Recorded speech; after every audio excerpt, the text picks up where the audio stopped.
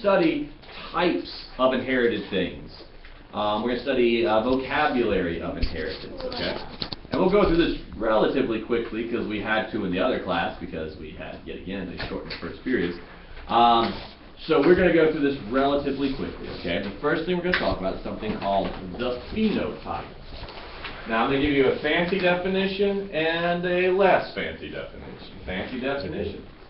A phenotype is the expression of an allele. The expression of an allele, or factor if we're using Mendel's terms. We'll see what allele means a little later. It's the expression of an allele. How's allele It's a little lower on the page.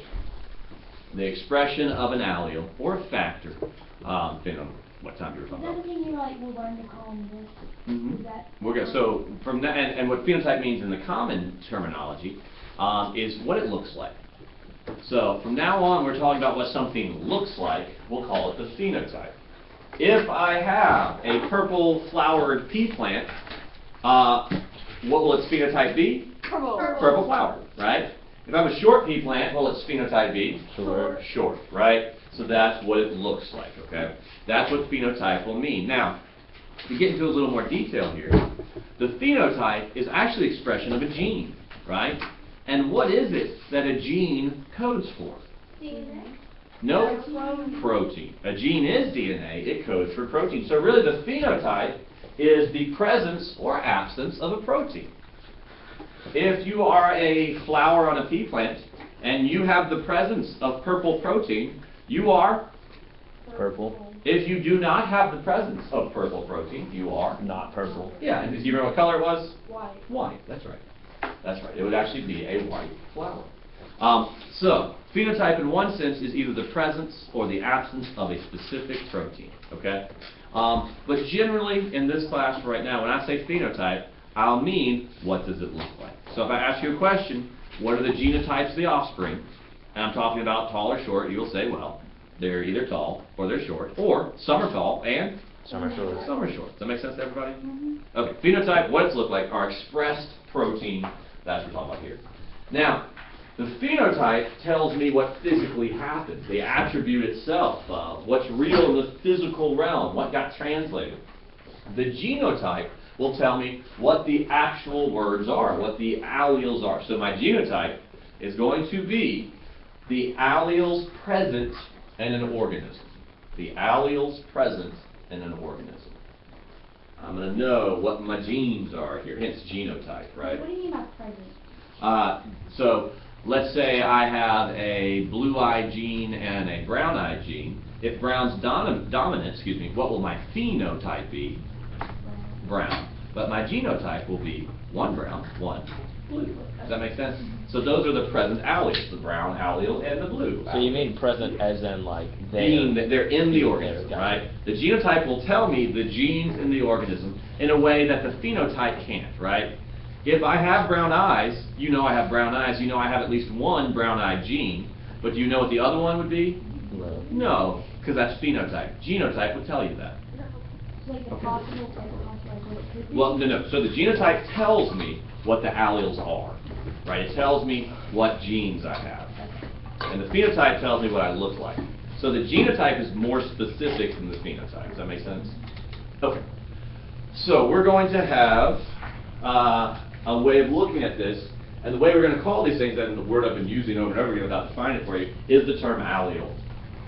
An allele is one of two genes for a trait, right? An allele is one of two. So for every trait, you have at least how many alleles? Two, because you got one from and one from? Yeah. That's right. And so you're going to have at least two alleles. So two alleles, one of them the allele. And the alleles themselves, if we have simple genetics, where we are right here, the alleles themselves will either be what or what? Dominant or recessive. Dominant or recessive, right? Dominant or recessive. The alleles will either be dominant or recessive. And you'll have two of them for each trait. Sarah? Are there only alleles in plants? Nope, there's alleles in you, right? You have, let's see, you got 15,000 genes, so you've only got 30,000 alleles, right? And actually, as we'll see, well, I don't think we get that far in this chapter. Yeah, as we'll see, I think later on, it can be more complicated than that. But we won't get to complicated for inheritance until later. Okay, so I know I can have dominant and recessive, but there are going to be different ways of combining those two alleles, right? I can have all dominant. I can have one dominant, one recessive. I can have two recessive, right? And so I need a way to name these. So we're going to use our terms that we have in the next part here. You're going to recognize these prefixes: hetero and homo, heterozygous and homozygous. What does hetero mean? Other or different. Other or different, right? The easy way to remember this: heterosexuals are attracted to people who are The same. nope, different. different, right? Homosexual people are attracted to people who are the same. It's the easiest way to remember it, as long as you actually know what those terms mean. If you're confused about that, ask your parents. So we have hetero and homo. So hetero means we will have what kind of alleles? Different. Heterozygous. So heterozygous will be what? Which alleles will we have? One dominant and one recessive, right? Heterozygous will be one dominant and one recessive. Anytime we say heterozygous, that means I'll have one big letter, one little letter. What do you mean? Well, for right now, we're going to treat it as though we have only two possible alleles. Okay. We'll cover things like codominance and incomplete dominance later. But for now, we're keeping it simple. And it's true of some traits that they are like that. Okay. Now, if that's what heterozygous means, what would homozygous mean? The same. So I could have what? Two dominants, right? In which case I'd call it homozygous dominant. That's two dominants. Is that the only homozygous? What else do we have? And we call that homozygous recessive, right? I can have two homozygous. I can have homozygous dominant, and I can have homozygous recessive. Can I have two different heterozygouses? Not as far as we know so far, right, in this class. Right now, there's just one possibility of heterozygous. Big one, little one. Homozygous, it can be too big, too little. So that would be two capital letters then? If it's what? Homozygous what would be two capitals? Numbers. And what homozygous recessive be? Two lowercase. Two lowercase, you're absolutely right about that.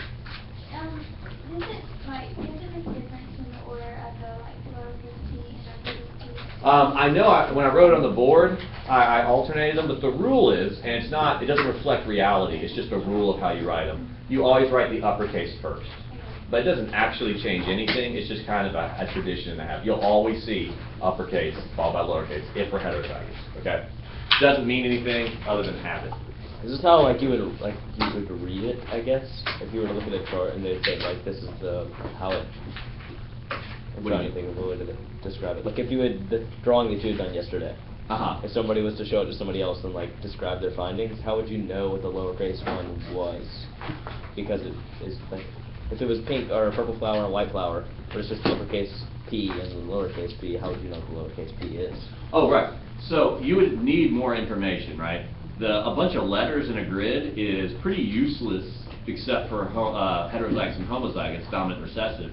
You can't know anything about the phenotype without outside information, right? Yeah, I guess. So I can do a genotype and know about nothing that it looks like, right? But if I want to know who's purple and who's white, I won't have any idea from the letters, right? Gotcha. So I can actually use, if you just told me dominant and recessive, I can write dominant and recessive, right? And use D for dominant. And I can figure out the genotypes from this, but I have no idea what it looks like. Does that make sense? Yeah, I gotcha. I'm still a little bit confused on the hetero. On the what? On the hetero. Okay, so hetero means different, right? How many alleles do I have for each trait? Two. And alleles can be either dominant or. So if I have two different ones, I must have one. So what are my two choices? Well, okay, so heterozygous means I have two different alleles. That means I have the same alleles, right? So heterozygous means I have the same alleles. Okay, so dominant, recessive, right? These are my two alleles. What am I? So what do we call it if they're the same? These are homozygous, right? Let's say blue's dominant. So this is homozygous, Okay. What must that be?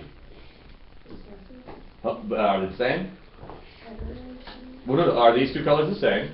Oh, yeah. So they must be homozygous. Homozygous dominant, homozygous recessive. How do I make them heterozygous? Now I have how many dominants? How many dominants do I have? 2. How many dominants do I have? 1. How many recessive? 9. So which one's recessive? So blue's dominant, black's recessive. How many black markers are? Okay. One of each is heterozygous. They're different. Does that make sense?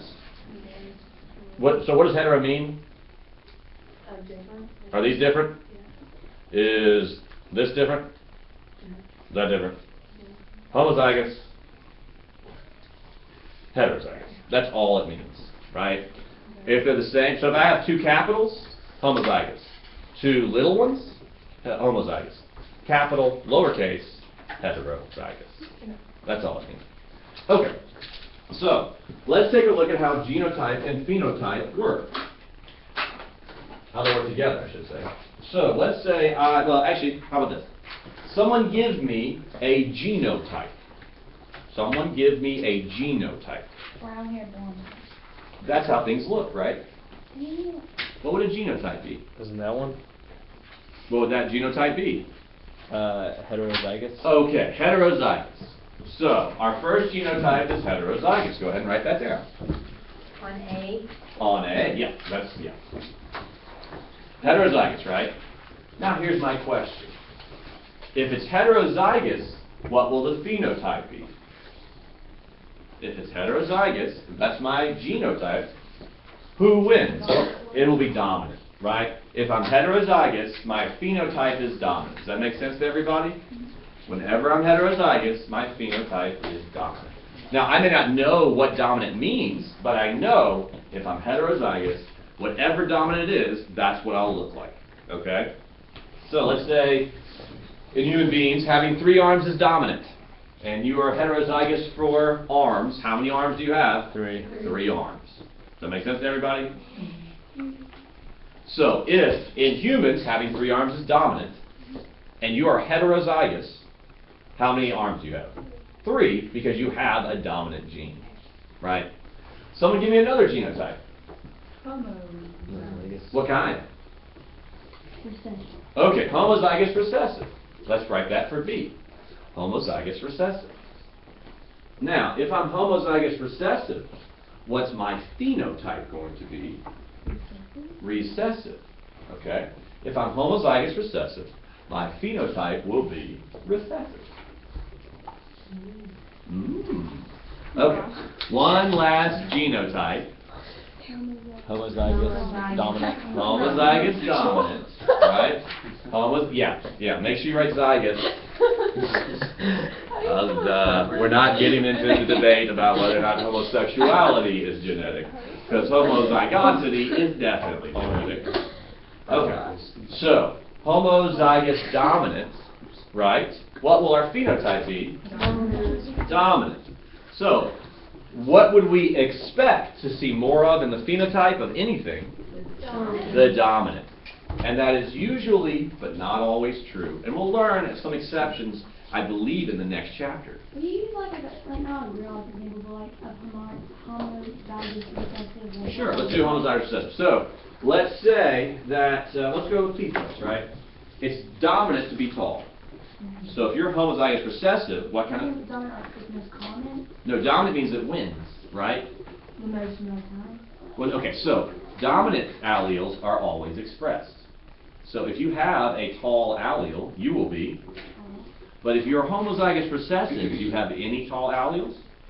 So you must be short. Does that make sense? So remember, heterozygous means one tall, one short, if we're talking about tallness. So the plant is tall. Homozygous dominant means one tall, 2 talls will be. Homozygous recessive is 1 short, 2 shorts. So we'll be. Short. But how did it get short if it's always dominant? If it didn't get any tall alleles, Okay. right? If you got a tall allele, you're tall. Okay. If you didn't, you're short. Okay. So are those alleles? Yes, so this would be What kind of allele? Dominant. Recessive. Recessive. Are they only the letters, so they don't appear in phenotypes? Like what you see is not an allele? So we always describe the phenotype by what we see. That's right. So you never see, the allele is actually the instructions, Okay, right? gotcha. So when you play a video game, right, you're not reading code. Yeah. The code's the genotype, right? And the alleles is what's being written? No, the alleles are the code, Yeah. right?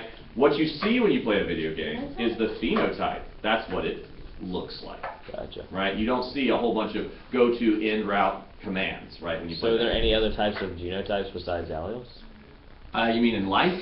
Yeah. Or that we're going to talk So, about? well, any kind of code is a genotype, right? Gotcha. Any kind of code. So Morse code, the dots and the dashes, Yeah. those are genotypes.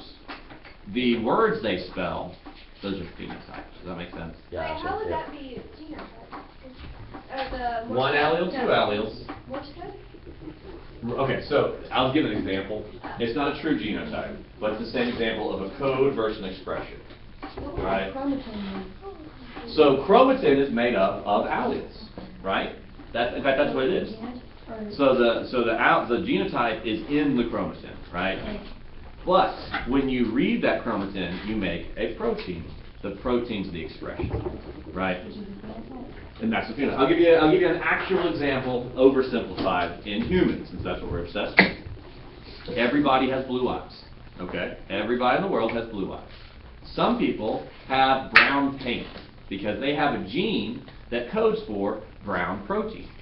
If you have a gene around your eyes, let's say, an active gene around your eyes that codes for brown protein, you paint your blue eyes and they turn brown or dark, right? So, if you have the allele for brown paint, you have brown paint, and therefore your eyes are brownish. If you don't have the allele, if you are recessive, if you don't have the brown paint allele, what color are your eyes? Blue. Does that make sense to everybody? How do you get green? Well, so you have just a little bit of brown paint. And it's a little more complicated. You may actually have some slight fat deposits too that yellow it. And you're a bee. Yeah. Not really. Or you actually, most people don't really have, people who have green, what we call green eyes, if you look at their eyes while they are constricted, they will actually have blue eyes, but around the center there'll be a yellow corona, right, where it didn't form properly. And what happens is when you get in close to somebody's eye, and please don't stare right to each other's eyes right now, you look at somebody who has green eyes, they will probably have on the very inner part a yellow part, and that can make it look, that's light green eyes, that's how those work. Oh, I've seen it before. Yes, if you have bluish eyes or greenish eyes, in your eye, they have to be constricted, right? So it needs to be in high light. Shine a light, yeah, If you right. shine a light in your eye, they'll constrict. Look in the mirror, and you'll probably see, if you have green eyes, a little yellow crown around the pupil. And so, when your eyes are constricted, in fact, if you know green-eyed people, sometimes their eyes look very green, sometimes very blue. If your eyes dilate, your eyes are going to look blue because it's actually going to absorb that yellow part. Where if they're constricted, they look very green. But eye color is way more complicated than I just told you. That's just one thing that can affect eye color. It's actually much more complex. As you all know, people have a wide range of color in their eyes. Okay. My eyes look green when I got them. You got them numb? Is that what you said? Yeah. What does that sentence mean? When you get into like when because. Oh, okay. I got them numb. I didn't. I got my Wait, eyes your eyes don't dilated have for 3 feelings. days. If they try poke. I mean, don't actually try poking yourself in the eye. Well, I But- mean, I can't touch contact, so. Yes. So, have you ever gotten a tiny piece of dirt in there? Yes. Do your eyes not have Or a feelings? hair. Does it hurt your eyes? You ever got stuff bugging That hurts your feelings. Is that why, like, whenever I take a picture, like, and it's like flash, my eye color is different than what it is? Because it's a different wavelength of light hitting it at a different angle, and if the sun, They don't look red, they look more blue. no, she's talking about the inside of your eye, right? If you pull the red eye, that's what they do. That's because if you take a picture and you shoot straight at somebody, it'll shoot through the hole in their eye, which is the black part, right? And it'll hit the back wall, which is full of blood. And so what you're seeing is the blood in the back of your eye. That's why the pupil turns red if the light comes right back out. But your eye doesn't Like when you have red eye on your camera? No, actually it does. For 1 second, it turns completely red, but it's too Your fast for eye? your eye to see, but the camera at that instant takes a picture. The second the light hits your blood in your back of the eye, it takes the picture, which is why. For the camera? Well, no, it's what the camera's supposed to do, but if you have red eye elimination, it'll flash before and after it takes the picture. So the light's not going directly in, it diffuses. Have you ever noticed how it's like flash, flash, flash, pause, flash? And so what happens is it's not shooting light at the second it snaps the picture. Because if it was, it would hit the, and it only works if you're looking straight at the camera or if it's got an angle where it can see the back of your eye, right? That's what red eye is. That's what red That's what eye I is. had those things. It's shining a light directly into the back of your eye and seeing all the blood of your retina. So like when you turn your eyes sideways, you can see like a lot of the veins, like the gross red veins. Well, you actually don't. Well, so those are everywhere. You just have a sclera, which is this hard white covering over it around the middle. Yeah, but do they end? Because it looks like capillary. Like it looks like they stop. No, they run. Well, I mean, they run into the eyeball. So is it like them coming out and going back in, basically? Is Well, that what you're seeing? so they're coming out, and so they're arteries, right? So red. Yeah. So they're coming into your eye. Your eye takes an absurd amount of blood. Right. It's very complex. Okay, I have two questions. Okay. The first one is, what about like, dang it, what are they called? The really white people. Albinos. Albinos, why didn't red eyes? They have absolutely no pigment, so all you're seeing is the blood vessels. That's Second, why their eyes usually actually look pink. second question. I have like, or I don't understand, I have like bumps on my eyelid from sleeping with my contacts. Why would that? It irritates your eyelids, right? And so it's inflammation. It's almost like, do you know how if like you get stuck with a thorn, you get a little red bump there? So you basically kind of scratch the inside of your eyelid and it's a little bumpy. He said if I keep sleeping in them, then I'm going to start feeling like every time I blink, I'm blinking over a rock. But I'm still sleeping in them. Because they Well, harden I guess your life is your own One time I had to disease. peel a contact on I don't mine. like Stupid, him. Kaylee. I had to peel contact on mine. I had like hardness. No. Yeah. So sleeping in your contacts is a bit risky. Crusty contact eye juice. Okay. Now let's take a look. Quiet down. Let's take a look at how these genotypes and phenotypes work. Now we're going to skip over the part that says dihybrid crosses, okay? And we're going to take a look at where it says Punnett squares. Punnett squares are an old standard biology class. I did these in fifth We're going to grade. come back to it. We're going to come back to it. We just don't have time to go over that and get to this thing. I'd rather get to the Punnett squares, come back and do it. Okay, don't cross it out. We're just going to skip over it for now. Come back to it when we have a full day on Monday. It's a little more difficult, okay? So, we want to figure out what are the possible offspring combinations we can have. And we can do this using a square technique engineered by a fellow named something Punnett.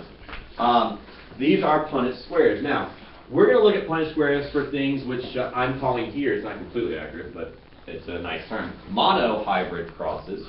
You can also just call it monocross. What does mono mean? One. So how many traits are we going to look at? One. Just one. We're just going to look at one trait, okay? That's what monocrosses mean. So a monocross, we're going to look at one trait, okay?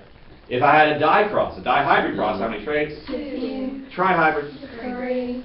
quadrahybrid, well, Four. I don't think anyone even uses that And term. twins. Sure. And centihybrid, 100. Centa's 100. Okay, so, like I said, Milla-hundred. You mean Milla-cross. Okay. Now, let's take a look at the problem at the bottom. Now, for some weird reason, I don't know why, I messed up this graph. So, just go ahead and scratch out all the T's on there. You'll write some of them back in, but not all of them. All of them? There's just 4. What do you mean, all of them? I don't have enough pen ink to do that. Scratch out 4 things. All right. First thing we need to do is figure out the genotypes of the parents, okay? We need to figure out the genotypes of the parents. That's the first thing we want to do here, right? So, what's one parent from the problem, say? Tall. What kind of tall? Zygous. Yep.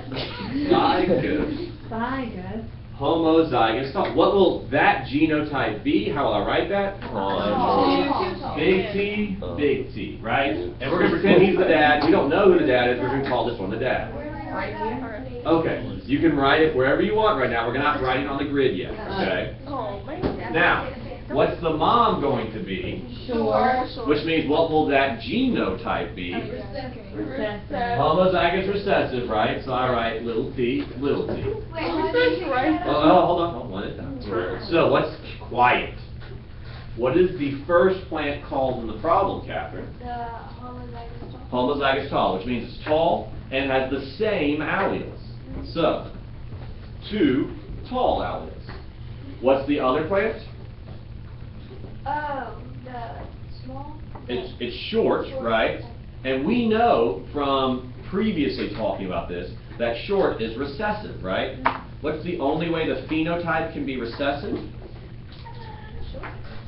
Okay, so let's look at our chart, which you didn't fill in, up at the top. What's the only way to have a recessive phenotype? What does our genotype have to be?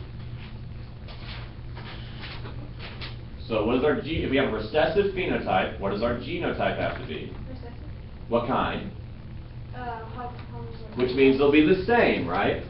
Recessive is the lowercase. Homozygous means they're the same. Oh, okay. That's dad, that's mom. Okay? So if you have like one tall, one short, there's no way it can be short? We're gonna see how that works in just a second. Okay. Now I need to figure out, based on the law of segregation, how many alleles will dad offer? One. How many will mom offer? One. So I need to figure out all the possible combinations, okay? Okay. So the first thing I say, now we're going to draw the grid. Okay. I mean, the grid's already on, they have to draw it. So, what can dad offer? Tall. He can offer that big allele, or he can offer Another tall. that big allele, okay? Wait, so where do we work The that? T could have stayed. Yeah, as I said, just scratch them all out, even though you write some of them right back in. I know it's very alarming to those of you who are preserving pencil lead. Okay, that's dad, right? And for the record, we normally put dad, even though we don't know this is dad, I'm just saying that. We normally put the male on top, the female on the side. It doesn't really matter at all. It's just kind of a tradition. Now, what alleles can mom offer? She can offer this little t, or this little t. That roast beef. All right, so now if this sperm and this egg fertilize, what will we get? A big T and little. Big T and little t. If this sperm and this egg, A big T and a little T. if this sperm and this egg, Big Big T and a T and a little little T. T. if this sperm and this egg. Another Big big T T, and little little T. T. Okay, so actually, all our kids we expect to be The same. the same. Now let's see what the question asked us. What are the possible offspring genotypes? No, no. What does genotype mean? The whole The plan. heterozygous. Okay, what? The instruction. That's right. It means homozygous or heterozygous. They're all what? Heterozygous. So the only possible genotype is heterozygous, right? Because they're different. Right. One big, one little. That's heterozygous. Okay? Yes, ma'am. So this is a problem. This isn't like a law. Okay, so that was a question. Knowing this, right? Knowing this, how do we get that? We also normally end with question marks.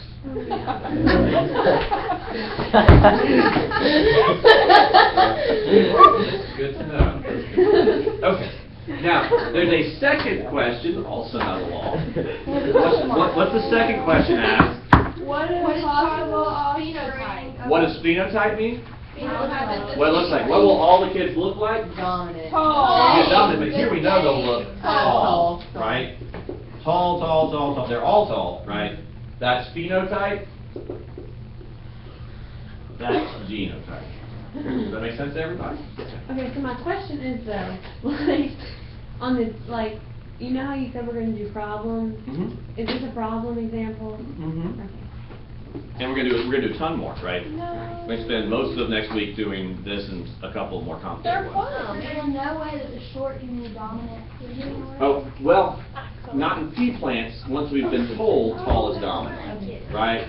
In fact, even if we didn't know anything about pea plants, we know, well, actually we don't know which one's dominant here by the question, but if it was something else, if it was panda bears, right? And it was tall or short panda bears, they'd have to tell us tall is dominant and panda bears are short. Does that make sense? So you have to know that. You'd have to know that, although we know pea plant dominant recessive, right? But no, you need to be told that. Or you can figure it out if it just tells you which traits are given and it tells you what the kids look like. So if it says heterozygous tall, you know tall is dominant. If it says heterozygous brown, you know brown's dominant. How do we know which one is the dad and which one's the mom? Is it just the order? So I just decided here, right? So and which then, was flipped. well, see, in the plants it doesn't matter super much. Remember we said they actually have male and female, right? So if it tells us, we'll put them in. It won't matter until we get to gender inheritance, right? And then it'll matter a lot, but right now it doesn't matter. Okay. Let's flip over. All right. I want you to do this one by yourself. But what's the first thing we do? We got to figure out the parents. Figure out the parents first, then you can fill it in. So go ahead and do, it doesn't have a number, just that next thingy right there. It's really hard to draw a chart, isn't it?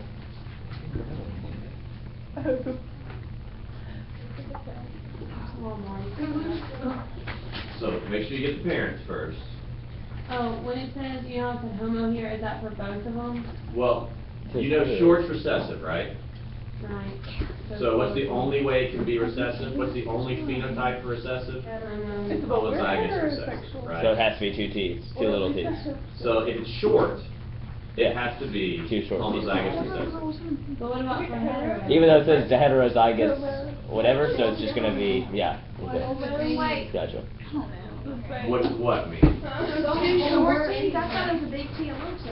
Okay, so if you're asking about a short plant, short is recessive. It has to be homozygous recessive. The short plant does.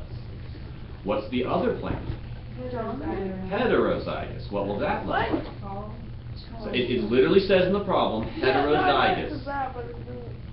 So what will heterozygous be? 2 different. Uh-huh. And what are the 2 different ones? Big T, little T. Big T, little t.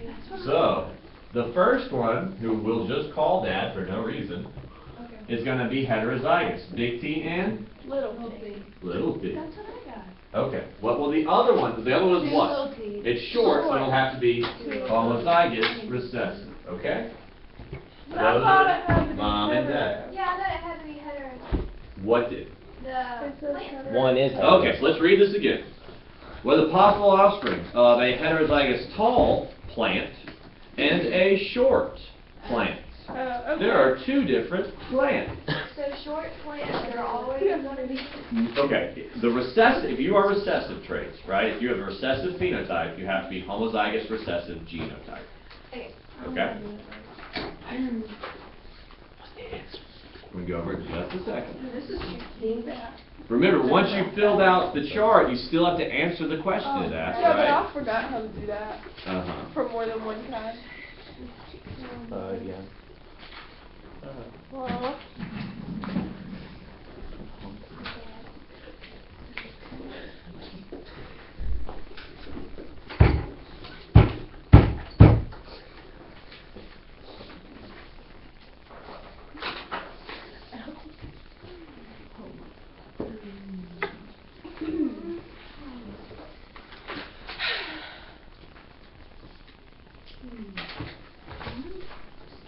I'm gonna look and see if there's a video on this thing, because I already know I'm gonna need it.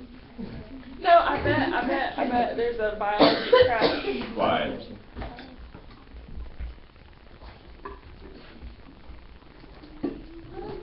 Wait, if you're too short, like if you're like the 2 like the recessive one, are you gonna be short? Okay, so let's look at our chart. If you're homozygous recessive, Yeah. what will you look like? What's your phenotype? Well, it's recessive, right? Recessive, yeah. So- Can you be tall? No. Which one's dominant here? Which one's dominant in pea plants, tall or short? Tall? Tall. So if you're not dominant, you are recessive. So opposite of tall here? Short? Sure. Why don't we study like they do in China, like where we would study heredity in really great detail for a really, really long time instead of We do that going to it and then coming back to it. I'm sure they do it in science as well. Well, they go to class from 7 to 5 every day and don't have summer. And they don't have Oh, science. yeah, I don't but like hear that much. Yeah, like, they just get off the summer. wouldn't it be easier to That would go to school that much, you'd know more. Wouldn't it be easier to just study heredity for like a couple months instead of going to it and then coming back to it? What do you mean coming back to it? Because you said we're going to study in greater detail later, right? Next chapter. Oh, next chapter? Gotcha. Okay, so since the parents have two, is the top one of those, it's one parent, but you're spending more than one here? Okay, so let's take a look at this. How many alleles does Dad have? How many can he give? One. Okay, so he can either give capital T or Little t. little t. How many alleles does Mom have? Short. How many can she give? So she can give one, A short. and actually that's all she can give, right? Yep. Okay. This sperm and this egg, what's it going to Big T, little t. Big T, little t. This sperm, this egg. Little t. This sperm, this egg. Big T, little t. Little T. Okay. Chart's done, right? Yep. The chart's done. Now let's see what the question is. What did it ask us? For the genotypes and phenotypes. What are the possible genotypes? So let's do genotypes first. What are the possible genotypes we have? What's this guy? Heterozygous. What's this guy? Homozygous. Hold on. What's this guy I'm pointing to? Heterozygous. What's this guy? Homozygous. And this guy? So our answer for genotype is it can be heterozygous or homozygous recessive. That makes sense? Well, so we just want to know what are the possible genotypes, right? The only possible genotypes here are either heterozygous or homozygous recessive. Or only homozygous. So these two are heterozygous. These two are what kind? Homozygous recessive. Those are the only two possibilities in our chart, right? Okay. Now we ask about phenotypes. What does phenotype mean? Okay, what does this look like? Tall. This one? Tall. This one? Short. This one? Short. What are our possibilities? Tall Either or short. Or short. Okay. I'm a biology Okay. genius. So that's right, this is very simple, okay? All you have to do is line things up. Okay, let's together look at the next problem. It's a little more complicated. There's another one? We have a homozygous tall and a heterozygous tall. Okay, first thing we do is we figure out the parents. What's parent 1 going to be? Big T, big T. That's homozygous tall. And what's parent 2? Big T, little t. That's right, heterozygous. That makes sense to everybody. Yes. Yeah. Okay, okay. Now let's see what's going on here. They're bred together. What are the possible outcomes, genotype and phenotype, for the F2 generation if the F1 is self-pollinated? What? So, how many generations are we going to be looking at? 2. 2, because this is the P1. These are the parents, right? This is the P1 generation. So I'm going to have to do at least 2 of these, okay? I'm going to have to do at least 2 of them. Does that make sense to everyone? At least two of what? At least 2, I have to draw at least 2 squares, right? So, when you write this square, make sure you write it small since we're going to have to do more of them. Too late. Yeah, I'm noticing Are you that. kidding me? Do we have to draw a square? Okay, so this is why we call it Punnett squares, because we're going to be drawing Punnett squares. Can't do that. You ever read about heredity? So, let's start with the F1 generation, okay? This will be the offspring of these parents. We'll do it the same way we've been doing it, okay? So, what alleles does this parent have? 2 big T's. So I'll put 1 right here, and what do I put here? Okay. What about this parent? A big T, little T. Big T, little t. Does that make sense to everybody? Okay, I want you to go ahead and fill them out. I can't draw small squares.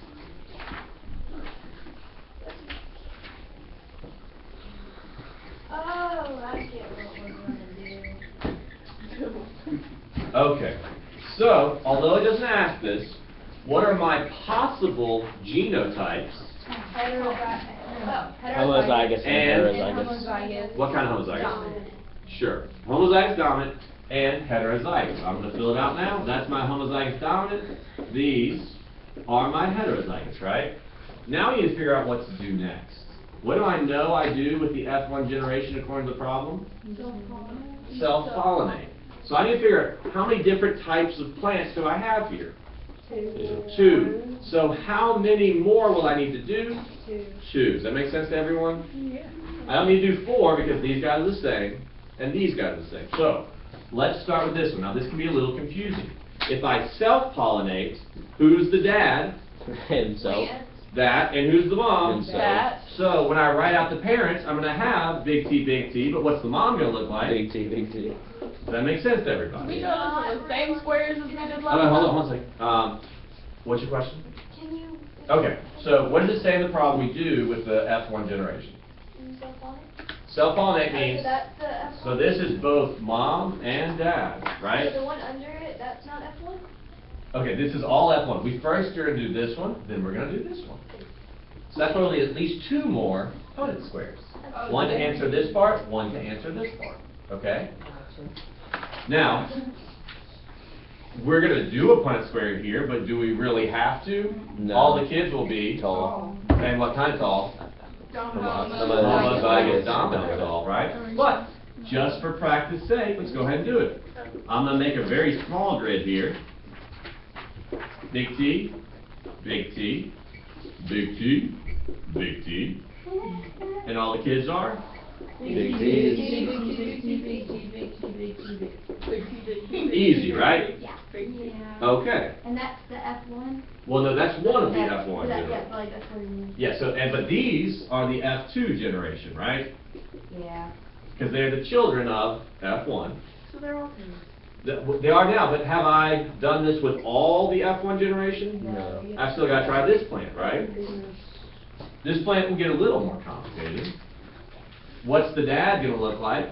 T, big T, little T. What's the mom going to look like? Big T, little T. Now this one we can't just do off the top of our heads. Well, probably can't. So, let's fill it out and see what we get. I don't know why I made that space huge. Big T, little t, big T, little t. Alright. And go ahead and fill that one out.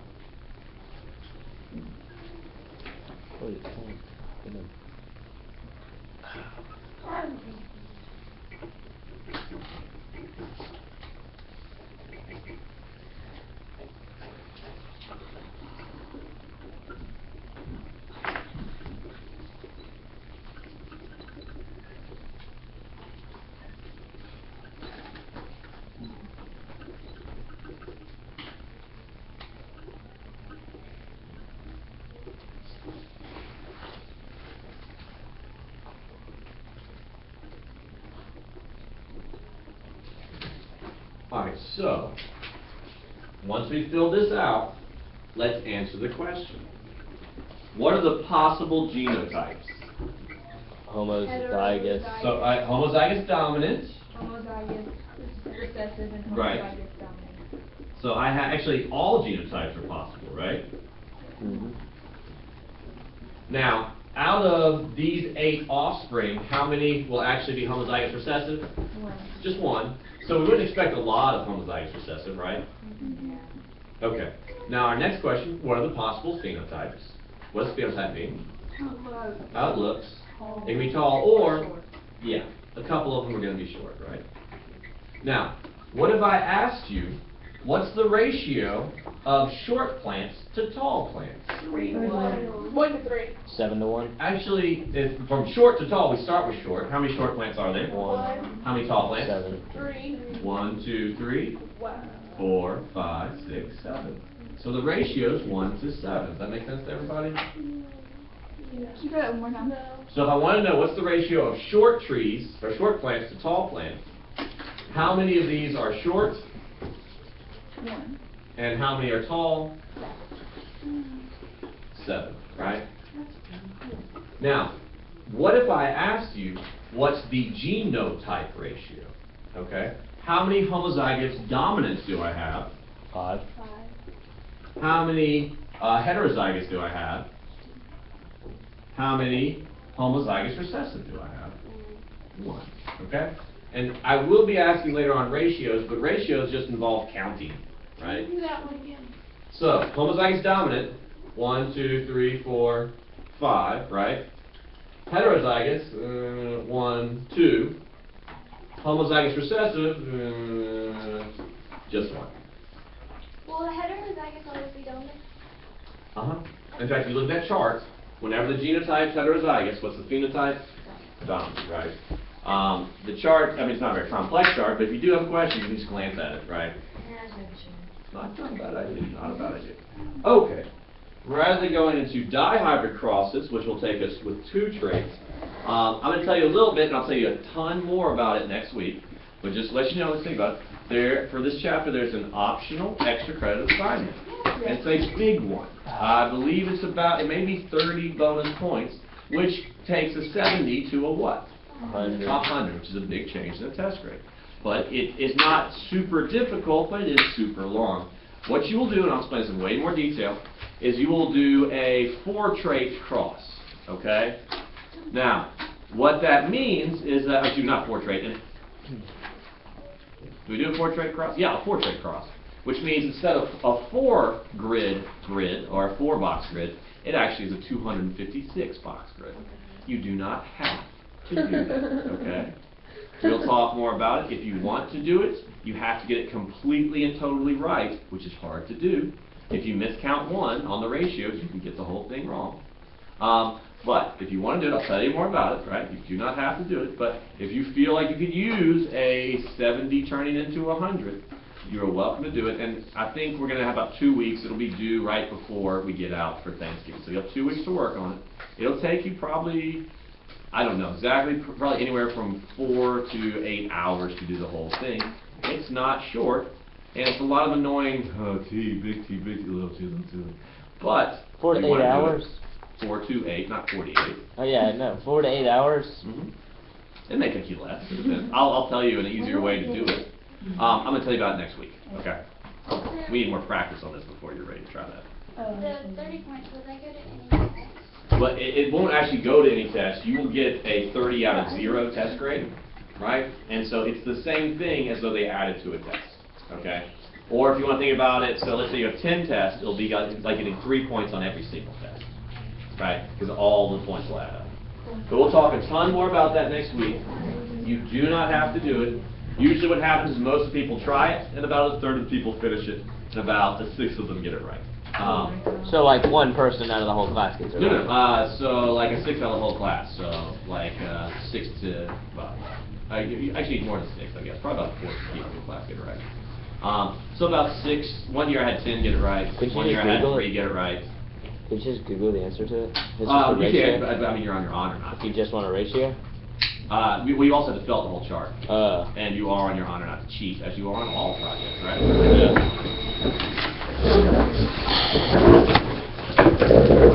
We only have